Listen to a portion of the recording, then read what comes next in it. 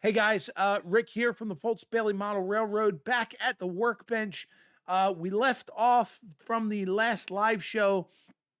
We were looking at a kit from FOS Models. It is the Cookson Soap Company. It's a background building kit, all wood. I love this kit, love the way it looks. When we last left off, I was showing you all the parts. We did some bracing of some of the buildings, the back pieces. And now we're going to get into actually doing some coloring and stuff like that. If you remember, I had mentioned that I wanted to get back to doing some airbrushing and I wanted to get more experience with my airbrush. And I have a brand new airbrush that I'm using now. And so far, love it. So let's get over to the workbench. I'll show you what I did. I'm going to stay off camera for this one so you guys can see the whole thing.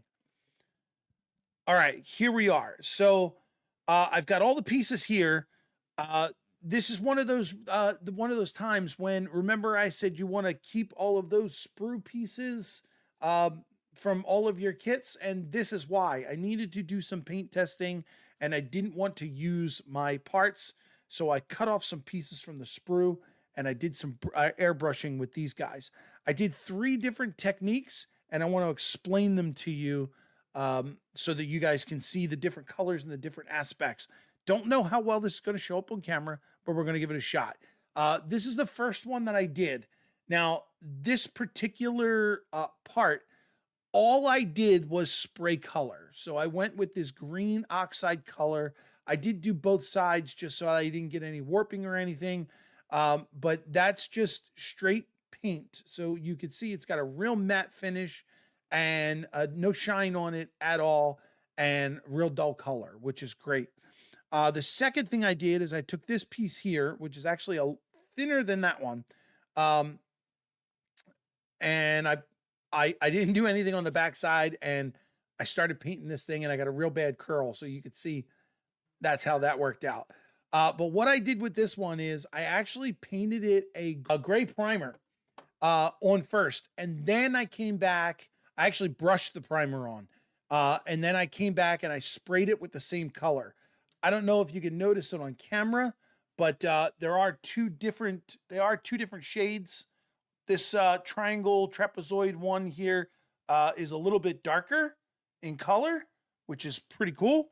The other thing that I like is when the airbrush sprayed, the color stayed on the wood and didn't go into the slats. So a lot of the slats still have the gray primer color in them, which I think is a really good contrast. Now, this one's my favorite, and I didn't expect this to happen, but happy accidents, I guess. So here is yet another piece that I did with a different texture. So this is batten board. This, I believe, is another piece of batten board, but it's just going in the other direction. This is clapboard. So what I did with this one is I originally covered it in a burnt umber stain, and I let that sit in and let that dry. And then I came back and I sprayed the same color, but this time I went and I got a paper towel and I just dabbed off the color. And I love how this just took, like, it's got like a worn look to it, like a chipping look to it. And I absolutely love it. And I think that's what I'm going to go with for the building. And you'll see there's a lot of, there's some dark spots like down here and definitely at the top of the building here, at the top of this piece. And that's just the stain. The way the stain reacted to the wood changed it in many different colors. And that I absolutely loved and I did not expect to happen, but it did. So this is the technique that we're going to go with. This is the color that I'm going to go with. And now I got to get all of those done. I already have the trim going. The trim is was stained in dark stain, and then I just kind of dabbed on some antique white color, and I think that's what the trim is going to look like when we get it on to the building. So with the magic of editing, hold on, and I'll get you to those being painted.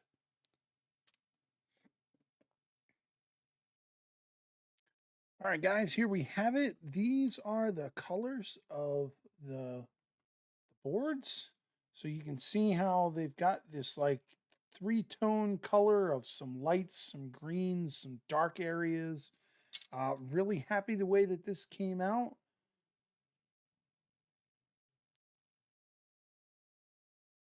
Looking good so far. Now we're going to put the trim on the parts of the building where the instructions say to do so. And we'll go from there. And I'll be back and I'll show you that. All right, so these are the parts, the 5 parts that actually got trim on them. These didn't need it according to the instructions. So that's where we're going to go for now. And I'm going to stop right there and we'll continue this on the next live show, which will be Friday, May 1st. So next Friday, tune in then and we'll get this done. We're not going to get it done, but we'll get it to the next step, which is the glue up. And hopefully we're going to have to follow the instructions on this one because there's a lot of parts that are just angled weird. So we'll go by the book and we'll see how it goes. Join me then, guys. I'll see you. All right, so there it is, Rail Riders. That's right. Rails together. Yeah, that just happened.